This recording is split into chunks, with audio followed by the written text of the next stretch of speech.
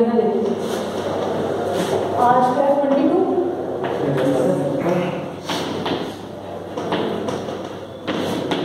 आज का तुम्हारा एडीसी में जो टॉपिक है वो है आपका, कल मैंने आपको बताया था आरसी कपल्ड की कलेक्टर एफिशिएंसी देखी है, ठीक है, पावर एम्पलीफायर। मैंने लिखवाया था calculation of series feed class A power amplifier efficiency, collector efficiency. मैंने आपको ये बता दिया कि वो कलेक्टर एफिशिएंसी ही क्यों कहा जाता है, ये मैं ऑलरेडी आपको बता चुका। वो आपकी दोनों सीरीज फीड ही है, ठीक है, लेकिन वहां पे हम कपलिंग टेक्निक हम कई बार, क्योंकि एम्पलीफायर्स है तो एक एम्पलीफायर से तो काम चलेगा नहीं, मल्टीपल आप एम्पलीफायर्स को बातें बोलो, जब मैं पूछूंगी तब बोलो। तो जितने भी आपके एम्पलीफायर्स है वो कास्केडिंग में रहेंगे, ठीक है, गेन को बनाने के लिए। हमें ये भी पता है कि कास्केडिंग में हम वोल्टेज एम्पलीफायर को जोड़ेंगे और पावर एम्पलीफायर में हम क्या करेंगे, जितने भी वोल्टेज एम्पलीफायर की आउटपुट होगी वो एक तो पावर एम्पलीफायर को दी जाएगी, प्लस पावर एम्पलीफायर क्या करेगा, जो आपके सिग्नल्स है तो जो आपका आउटपुट पे जो डीसी कनेक्टेड है उस डीसी को लेके उसको एसी में कन्वर्ट करेगा। तो कुछ एसी आपके पास वोल्टेज एम्पलीफायर से दी, कुछ आपने डीसी को एसी में कन्वर्ट कर दिया, तो आपके पावर एम्पलीफायर पर कि आउटपुट पे जो वैल्यू मिलेगी वो किसको मिल जाएगी, आपके लोड। वो लोड स्पीकर भी हो सकता है, लाउड स्पीकर भी हो सकता है, पब्लिक एड्रेस सिस्टम भी हो सकता है, कुछ भी हो सकता है, ठीक है, म्यूजिक सिस्टम भी हो सकता है, कुछ भी हो सकता है। अब उसके अंदर मैंने आपको पावर एम्पलीफायर में बहुत सारी चीजें बताई, तो सीरीज फीड बताया, ठीक है, सीरीज फीड एक सिंगल लाइन बताया और एक डबल लाइन बताया, ठीक है। फिर हमने सिंगल लाइन में आपको आगे एक और चीज, मैंने पावर एम्पलीफायर की और क्लासिफिकेशन आपको समझाई, जिसमें आपका था class A power amplifier, class B power amplifier, class C and class A B. जिसमें सबसे पहले आपके जो सिलेबस में मैंने क्लास ए के बारे में भी समझाया, फुल 360 के लिए मिलता है, क्लास बी में हाफ के लिए मिलता है, ठीक है, क्लास सी में 180 और 30 के बीच में मिलता है, और आपका जो क्लास ए बी है उसमें 180 से भी कम के लिए। ये पूरी कहानी होगी, इसमें से इतना ही समझना है। और जो डिटेल में आपको पढ़ना है वो क्लास ए पावर एम्पलीफायर पढ़ना है। क्लास ए में आपको क्लास ए पावर एम्पलीफायर जब भी आपके दिमाग में आएगा, क्योंकि आज क्लास ए पावर एम्पलीफायर खत्म हो जाएगा, ठीक है। क्लास ए पावर एम्पलीफायर में आपको मैंने ये समझाया कि एम्पलीफायर से आपको समझ आ रहा है मल्टीपल स्टेजेस होंगे, तो यानी आपको एक एंड को दूसरे एंड से जोड़ने के लिए कपलिंग टेक्निक्स की जरूरत होगी, ठीक है। वो आपने 2 कपलिंग टेक्निक्स पढ़ी है, एक आपने पढ़ा है आरसी कपलिंग, एक आपने पढ़ा है ट्रांसफार्मर कपलिंग, और एक पढ़ा है आपने डायरेक्ट कपलिंग। तो हम जो मैंने आपको जो सबसे पहले जब class A power amplifier start किया था 3-4 लेक्चर्स पहले, 3-4 दिन पहले, ठीक है, वहां पे मैंने एक जनरल मेथड यूज किया था, ठीक है। हम हमेशा बाइसिंग टेक्निक्स अलग है, कपलिंग टेक्निक्स अलग है। बाइसिंग टेक्निक्स आप पोटेंशियल डिवाइडर बाइसिंग यूज कर रहे हो, जब एक R1 एक R2 और बेस पे कनेक्ट करते हैं, ठीक है। वो हमेशा आपको पता है कि हम वही वाली टेक्निक यूज करते हैं, हालांकि हमारे पास और भी टेक्निक्स हैं, एमिटर बाइस है, सेल्फ बाइस है, कलेक्टर बेस बाइस है, और हमारे पास पोटेंशियल डिवाइडर बाइस है, जिसको आप वोल्टेज डिवाइडर बाइस भी बोलते हो, जिसको आप थेवेनिन थ्योरम से सॉल्व करते हो, बताया था मैंने आपको। तो पिछले सेमेस्टर मैंने आपको सब कुछ बताया हुआ है, इलेक्ट्रिकल में भी बताया और डीसी में भी बताया, ठीक है। तो इतनी कहानी तो है, अब तक आपको समझ आ गई। अब मैं आपको एक फ्लो समझा रही हूँ, जो मैंने 3 दिन पहले समझाया था, वो मैंने जनरल केवल पावर एम्पलीफायर लिया था, जिसमें मैंने कलेक्टर एफिशिएंसी का फॉर्मूला निकाला था। आउटपुट पावर एफिशिएंसी कलेक्टर पे मिलता है आउटपुट, जब आप कॉमन एमिटर यूज कर रहे हो, जब आप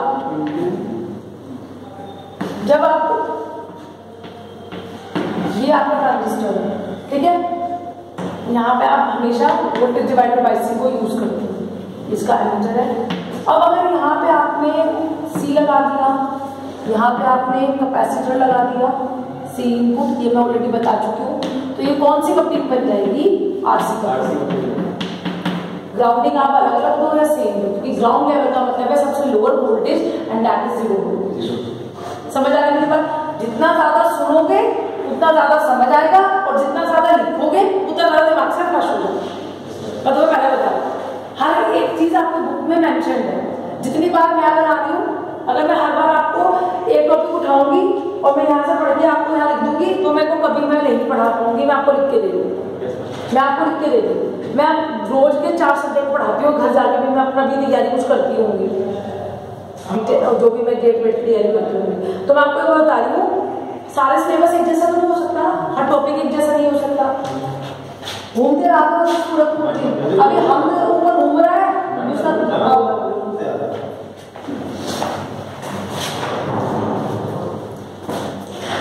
तो आप जब तक नहीं सुनोगे ना, अगर आप कॉन्सेप्ट समझ लोगे, अगर आप कॉन्सेप्ट समझ लोगे तो मैं आपको लिख के दे रही हूँ, आपको एक भी डायग्राम बनाने की जरूरत नहीं होती।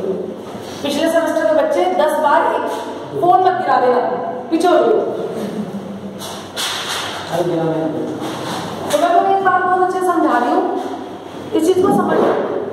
क्लास में से 10% के बच्चे मिलेंगे जो सिर्फ सुनते होंगे, और जो सुनेगा दे विल अंडरस्टैंड, जो नहीं सुनेगा तो बस उन्होंने रटते रहना, पास होते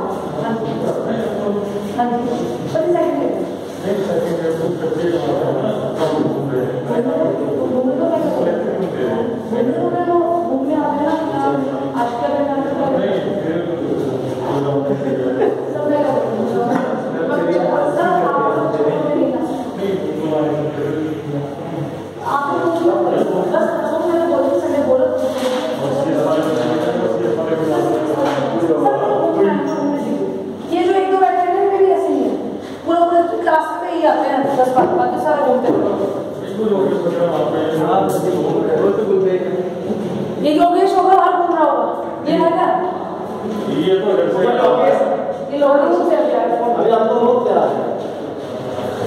लोकल वाले अब यहाँ देखो,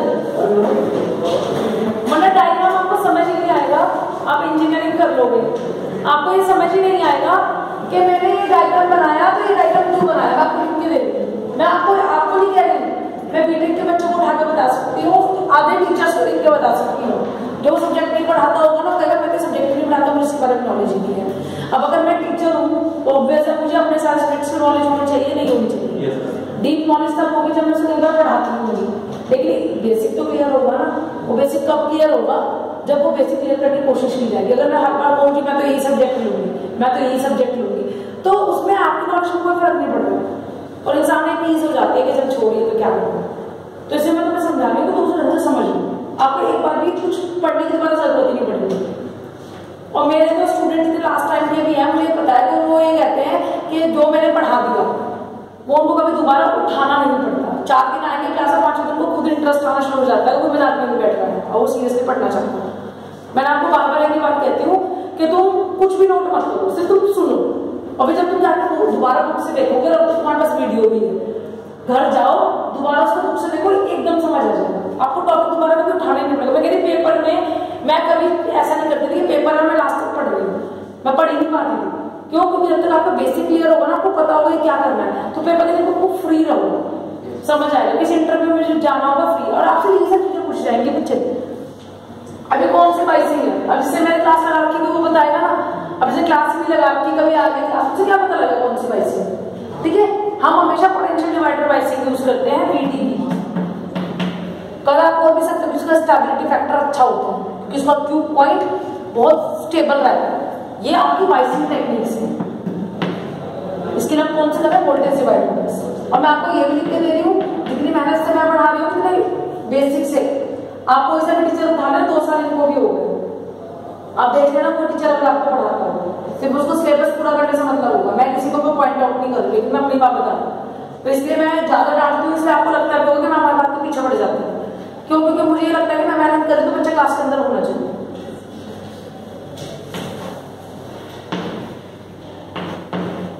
ये आपका BCC हो गया, ठीक है, यहाँ तो DC का काम था। अब अगर मैं यहाँ पे अभी मैंने आपको ये सब चीजें बताई, या आप ऐसा भी कर सकते हो, 2 तरीके से बता दो, राउंडिंग, ठीक है। तो ये हो गया ठीक है। ये कौन सी थी आपकी? RC, ठीक है।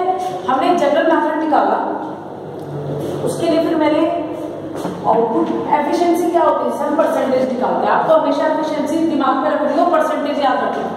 परसेंटेज क्या तुम्हारा 600 नंबर आएगा, वो आउटपुट था। कितने नंबर टोटल, कितने सब था टोटल, ग्रैंड टोटल कितना था 1000 का, तो आउटपुट कितना हुआ जितना तुम्हारा आया, डिवाइड बाय इनपुट, खत्म। Output power divide by input power. ये हर किसी के लिए है। अब वो पूछेंगे वोल्टेज गेन भी वही है, आउटपुट अपॉन इनपुट, ठीक है। तो ये आपका हो गया। अब आपको पता है कि आउटपुट में क्या मिलनी है पावर एम्पलीफायर की, एसी आउटपुट पावर, और इनपुट, क्योंकि हमारा पावर एम्पलीफायर कोई भी, क्योंकि हम ना पावर को जनरेट कर सकते हैं ना हम उसको डिस्ट्रॉय कर सकते हैं, ठीक है। तो हम क्या कहते हैं कि जो हमारा पावर एम्पलीफायर है वो बेसिकली पावर को एम्पलीफाई नहीं करता, वो क्या करता है जितना सिग्नल पड़े हैं उनको तो पास करेगा ही, उसके पावर लेवल को इंक्रीज करने के लिए वो क्या करता है कि जितनी भी आपकी डीसी पावर सप्लाई है आउटपुट से कनेक्टेड है उसको एज अ इनपुट लेके उसको एसी में कन्वर्ट कर देता है। तो आपका पावर एम्पलीफायर बेसिकली क्या करता है, डीसी टू एसी कन्वर्टर होता है।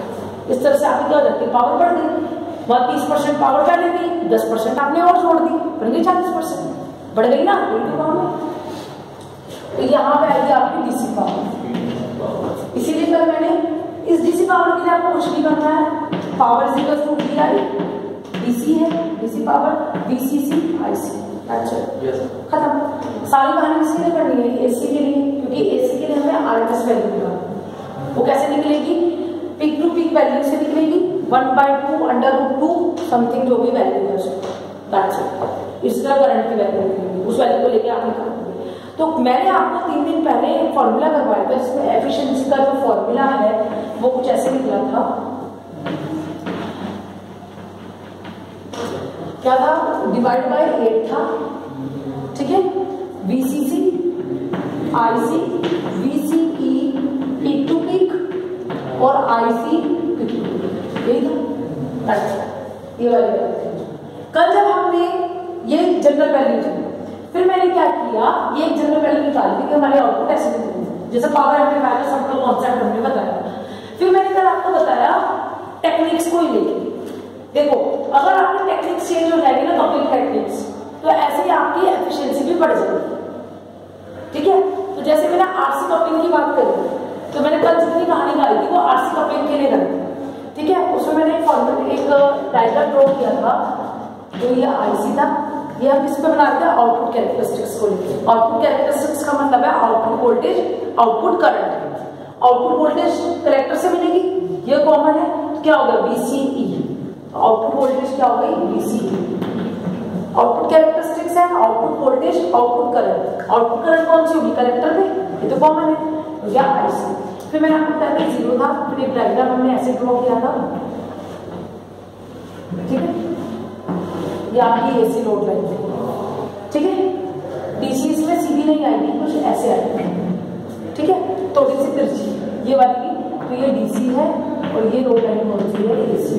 इन दोनों के मिड में आपका क्यू पॉइंट होना चाहिए, ये बताया था, ठीक है। उसके बाद मैंने आपको बताया था कि क्यू पॉइंट यहाँ से लोगे, यहाँ से लोगे, अगर मैक्सिमम वोल्टेज कितनी हो सकती है, वीसीसी के बराबर हो सकती है। आपका जो पावर एम्पलीफायर है वो कितनी डीसी को कन्वर्ट कर सकता है, उतनी को तो देखो। पावर एम्पलीफायर का मतलब क्या हुआ कि एसी को डीसी में कन्वर्ट कर रहा है, डीसी को एसी में कन्वर्ट कर रहा है। तो डीसी को एसी में कन्वर्ट कर रहा है, मतलब जितनी डीसी है उतनी को मैक्सिमम एग्जैक्टली तो नहीं हो सकता, लेकिन हम तो एक जनरल रेट, हम प्रैक्टिकल नहीं ले रहे हैं, हम तो आइडल कंडीशंस में ले रहे हैं। तो डीसी को एसी में कन्वर्ट करेगा, अगर ये वैल्यू वीसीसी है तो एसी की वैल्यू क्या है, वीसीई, ये तो होगा क्योंकि ये एसी वोल्टेज है, ठीक है। अब हमारी जो डीसी वोल्टेज है वो कितनी है, मैक्सिमम वीसीसी। अगर आपने +5 वोल्ट लगाई है या +10 वोल्ट लगाई है, जितनी भी आपने लगाई है उतनी को तो कन्वर्ट करेगा एसी में, मैक्सिमम उससे ज्यादा तो नहीं कर सकता। तो ये वाली वैल्यू यानी यहाँ पे वीसीई बराबर वीसीसी। इस केस में जब क्यू पॉइंट आपका आइडियल कंडीशन बिल्कुल मिड में होगा, क्योंकि आपका क्लास ए पावर एम्पलीफायर में आपका जो आउटपुट मिलता है वो फुल स्पीड के लिए मिलता है, ठीक है। यानी एक क्यू पॉइंट आपका यहाँ पे आ जाएगा, एक पॉइंट यहाँ से आएगा और एक पॉइंट यहाँ से आएगा, एक इस वाले से एक इस वाले से, ये यहाँ पे कट हो गया पॉइंट, एक ही पॉइंट यहाँ पे कट हो गया, इसके बाद कोई ग्राफ नहीं है, इधर का ग्राफ नहीं रहेगा, इसी तरफ का रहेगा, और एक पॉइंट क्यू पॉइंट हुआ, क्यों क्यू पॉइंट होगा तो 0 लाइन। तो इस तरीके से जो आउटपुट मिलेगी आपको वो क्या मिलेगी, पूरी मिलेगी। समझ आ गई मेरी कल ये वाली बात समझिए। फिर मैंने आपको बताया था कि ये बीसी मैक्सिमम क्या हो सकती है, ये मैक्सिमम वैल्यू क्या हो सकती है, बीसीसी हो सकती है। और ये वाली मैक्सिमम वैल्यू कहते हैं आईसी हो सकती है। इस आईसी को अगर मैं कन्वर्ट करना चाहूँ किसकी वी और आर के टर्म्स में, तो आपको पता है आई बराबर क्या होता है वी अपॉन आर, ठीक है। तो मेरा आईसी VCE अपॉन RC यही हो सकता है। और VCE की वैल्यू मैंने अभी क्या कहा, क्यू पॉइंट आपका बिल्कुल मिड में है, तो आपका VCE बराबर कैसे हो जाएगा VCC, ये हो गया IC VCC अपॉन RC। एक तरह से मैं कल का रिवाइज करवा रही हूँ, मैं ये सोच के नहीं करवा रही हूँ कि आप में से कुछ बच्चे प्रेजेंट नहीं थे, मैं ये सोच के करा रही हूँ कि जो आपने कल किया था वो आपको क्लियर हो जाए और जो नहीं आए थे उनको और समझ आए, ठीक है।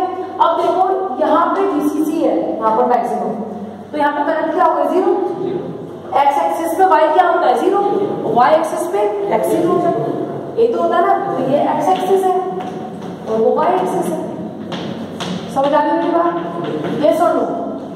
अब जैसे Q पॉइंट आपका मिड में आ रहा है ना, Q पॉइंट आपका मिड में आ रहा है ना, तो y एक्सिस के भी मिड में आएगा और x एक्सिस के भी मिड में आएगा। तो ये जो वोल्टेज जो VCC है यहाँ पे मैक्सिमम वो कितनी हो जाएगी, हाफ VCC, यस और नो, VCC बाय 2, ठीक है। इसी तरह मैं इसकी वैल्यू लिखूंगी यहाँ पे, ये क्या है करंट, यहाँ पे जो वैल्यू IC बराबर क्या था VCE अपॉन RC, तो आपने क्या किया IC इज इक्वल टू इस मिडिल यहाँ पे Q पॉइंट, क्योंकि मैं Q पॉइंट पे सारे काम ले लूँ, क्योंकि अगर Q पॉइंट यहाँ नहीं होगा तो मैंने कल बताया था आपको फुल स्विंग आपको नहीं मिलेगा, समझ आ गई मेरी बात। तो इसे हमें Q पॉइंट के लिए लेना है। क्लास या पावर एम्पलीफायर एफिशिएंसी कम होती है लेकिन वो आउटपुट जो देता है वो फुल स्विंग के लिए देता है, वहाँ लॉसेस ज्यादा हो जाते हैं इसलिए उसकी एफिशिएंसी कम हो जाती है, डीसी लॉस बहुत ज्यादा होते हैं। वो क्या होता है वो एक लाइन में बोलूंगी। तो यहाँ पे क्या था IC equal to VCE upon RC और IC बराबर VCC अपॉन RC। अब VCC भी क्या रहेगा आपका आधा रहेगा, ये आधा रहेगा ना, तो VCC की जब यहाँ पे क्या था VCE बराबर VCC के था, अब VCE बराबर किसके हो गए VCC बाय 2 के, तो ये क्या हो जाएगा IC is equal to VCC by 2 RC। समझ आ गई बात, इतना ही समझो। फिर मैंने इसकी वैल्यू निकलवाई थी ऑपरेटिंग पॉइंट की, वो आप डेरिवेशन ले लेना, आज सब कुछ अपलोड हो जाएगा, आज तक का ना हो तो कल तक का बिल्कुल अपलोड हो जाएगा, ठीक है, शाम तक, क्योंकि मुझे इसमें देखना पड़ेगा लेक्चर 1 लेक्चर 2 उसमें एडिट करना पड़ेगा, क्योंकि फिर आगे पीछे होगा तो फिर आपको समझ नहीं आएगा, सीरीज समझ नहीं आती। इतनी बात सबको समझ आ रही है। इसमें एफिशिएंसी जो हमारी निकल के आएगी वो लास्ट में ये बताता एफिशिएंसी कट कटा के 1/4, ये देख जरूर देगा, छोटी वीडियो है ज्यादा बड़ी वीडियो है, मल्टीप्लाई बाय तो कितना आएगा 25%, ये आएगा, ठीक है। आज हमें क्या करना है, हमें एफिशिएंसी को बढ़ाना है। हम कह रहे हैं कि हम आरसी कपलिंग को यूज नहीं कर रहे हैं, हमें इम्पीडेंस मैचिंग करना है, ठीक है। उसके लिए मुझे क्या लेना पड़ेगा, आरसी कपलिंग की जगह आपको क्या लेना पड़ेगा ट्रांसफार्मर कपलिंग। तो ट्रांसफार्मर कपलिंग के लिए आप क्या करोगे, आप एक ट्रांसफार्मर लगोगे, प्राइमरी वाइंडिंग, सेकेंडरी वाइंडिंग, ठीक है, समझ आ रही है, समझ आ रही है, क्लियर है नहीं, ये प्राइमरी वाइंडिंग हो गई ट्रांसफार्मर की, ये सेकेंडरी वाइंडिंग हो गई, क्लियर है ये बात। अब आपको दो चीजें जो ध्यान रखनी है, इससे हमारी एफिशिएंसी कैसे बढ़ेगी, जो मैं बोल रही हूँ एक तो उसको सुनो, जो पॉइंट मैं लिखा रही हूँ वो सुनो, पहले सुनो। आरसी कपलिंग में जीरो सिग्नल कंडीशन आपको टेक्निकल वर्ड याद रखना, जीरो सिग्नल कंडीशन,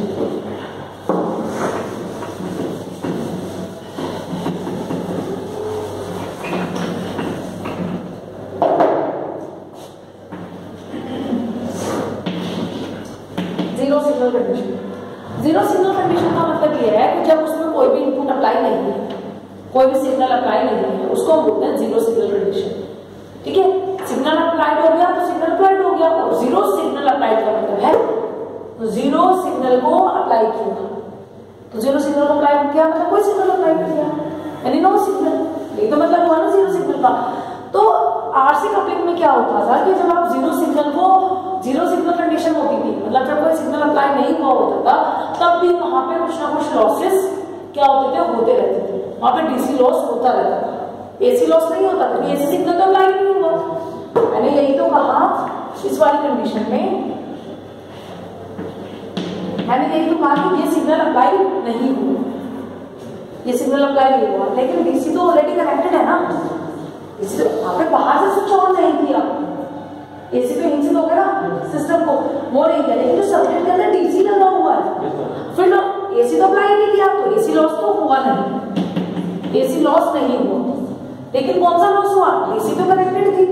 और बिल्कुल जीरो आप किसी चीज को नहीं कर सकते, क्योंकि सर्किट के अंदर, क्योंकि मैंने इलेक्ट्रिकल में भी फर्स्ट में आपको समझाया था पिछले सेमेस्टर कि टेम्परेचर का भी फर्क पड़ता है ना, हीट का भी फर्क पड़ता है। तो कुछ ना कुछ जो इलेक्ट्रॉन है, अब जैसे आप बैठे हुए हो गर्मियों में तो गर्मी लगती है ना, आप काम कुछ नहीं कर रहे हो, यहाँ बैठे हुए हो, तो शरीर की गर्मी क्या है, आसपास की गर्मी, कमरे की गर्मी, हर चीजों का फर्क पड़ता है ना। तो वही हमारे सर्किट के साथ भी होता है, ठीक है।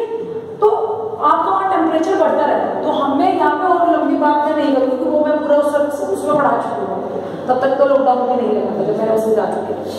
तो इसके अंदर क्या होगा कि यहाँ पे जो लॉस होंगे जीरो सिग्नल कंडीशन में, क्योंकि यहाँ पे रजिस्टर लगा हुआ था आरसी कपलिंग में, तो आरसी कपलिंग का जो उसका जो रेजिस्टेंस है वो बहुत ज्यादा नहीं होता, रेजिस्टेंस जो है वो ज्यादा नहीं होगा, ठीक है। तो यानी कम होता है, तो उससे क्या फर्क पड़ता है कि आपका जीरो सिग्नल कंडीशन में भी कुछ ना कुछ करंट फ्लो करती रहती है। तो आपकी जो करंट फ्लो कर रही है, जब हमें जरूरत, हमें गैस जला दी और लाइटर से गैस ऑन नहीं हुई, गैस लीक हो रही है, तो क्या हो गया, लॉस हो गया ना, आपको लॉस हुआ ना गैस का, आपने उसमें खाना तो बन नहीं रहा और वो ऑन भी नहीं हो रही, बर्तन कुछ काम नहीं कर रहा उसको नो, तो बेकार हो गया ना। तो इसी तरह यहाँ पे कि आपने कुछ सिग्नल अप्लाई नहीं करा, सिग्नल तो आपने अप्लाई नहीं करा, आपने गैस को ऑन नहीं किया, लेकिन वो फिर भी ऑन हो रही है और उसका खाना नहीं बना पा रहे हो, तो लॉस हो गया ना, गैस लीक होगी, लॉस हो गया। सेम इसके साथ सिग्नल आपने अप्लाई नहीं किया, लेकिन फिर भी आपका डीसी की वजह से कुछ ना कुछ क्या होगी, आपका करंट फ्लो करती रहेगी कलेक्टर में, तो उससे क्या होगी, उसकी एफिशिएंसी कम हो जाएगी। जब हमें जरूरत नहीं है, आउटपुट कुछ मिल नहीं रही है, आउटपुट तो कुछ मिल नहीं रही है, और इनपुट क्या है, और इनपुट जा रही है, चाहे वो एसी की वजह से जा रही है, चाहे वो डीसी की वजह से जा रही है, तो आउटपुट अब और इनपुट, आउटपुट जीरो है और इनपुट क्या है, 1 है, क्या होगा, हमेशा 1 से कम ही आएगा, एफिशिएंसी क्या होगी, हमेशा कम आएगी, ठीक है। तो वो इसके अंदर हुआ कि जब आपने एसी अप्लाई नहीं किया, लेकिन आपका क्या है, जीरो सिग्नल कंडीशन में भी आपकी कुछ ना कुछ करंट फ्लो करती रहती है, ठीक है। तो उसकी वो फ्लो किसमें करती है, डीसी की वजह से, तो वो जो डीसी यानी वहां पे डीसी लॉसेस आपके बढ़ जाते, समझ आ रही है, क्लियर है नहीं। तो यहाँ पे जीरो सिग्नल कंडीशन में, इससे पहले मैंने बताया था आपको आरसी कपलिंग में, सीरीज रीड वाले में, कल वाले में, उसमें कलेक्टर एफिशिएंसी इसलिए कम होती है क्योंकि वहाँ डीसी लॉसेस बढ़ जाते हैं, क्योंकि आपका जो रजिस्टर लगा हुआ है कलेक्टर पे, उसकी वैल्यू जो है बहुत ज्यादा होती है, कम होती है, बहुत कम होती है रेजिस्टेंस। अगर वो ज्यादा हो तो आउटपुट में लोड में कुछ जाने नहीं देगा, है ना। तो वो काम कौन कर सकता है हमारा, वो काम हमारा कर सकता है ट्रांसफार्मर कपलिंग। वैसे भी आपको पता है कि ट्रांसफार्मर कपलिंग में रजिस्टर क्या करता है, एनर्जी को डिसिपेट करता है, और ये क्या करता है, इंडक्टर और कैपेसिटर एनर्जी को स्टोर करते हैं, एनर्जी स्टोरिंग एलिमेंट है, तो इनकी ये वैसे भी एनर्जी का लॉस नहीं करते। मैंने आपको इलेक्ट्रिकल में पढ़ाया है जब इंडक्टर समझाया, और उसमें जब पावर निकलवाई थी तब मैंने आपको समझाया था, उसके अंदर पूरी इक्वेशन डिराइव करके पूरी जो इक्वेशन निकली थी उसकी हाफ ऑफ इक्वेशन को लेकर समझाया था कि इसमें पावर का लॉस क्यों नहीं होता, एवरेज पावर लॉस वहाँ 0 है। हाफ ऑफ सेकेंड में तो हो सकता है कि जब आप एवरेज लोगे जितना प्लस उतना माइनस, वो क्या हो जाता है, नलीफाई हो जाता है, ठीक है। इलेक्ट्रिकल में मैंने समझाया था, आप अब तक नहीं आए थे, उससे पहले मैंने समझाया, समझ आ रही है, इतनी बात सबको क्लियर है। अब आप हेडिंग डालिए transformer couple class A power amplifier.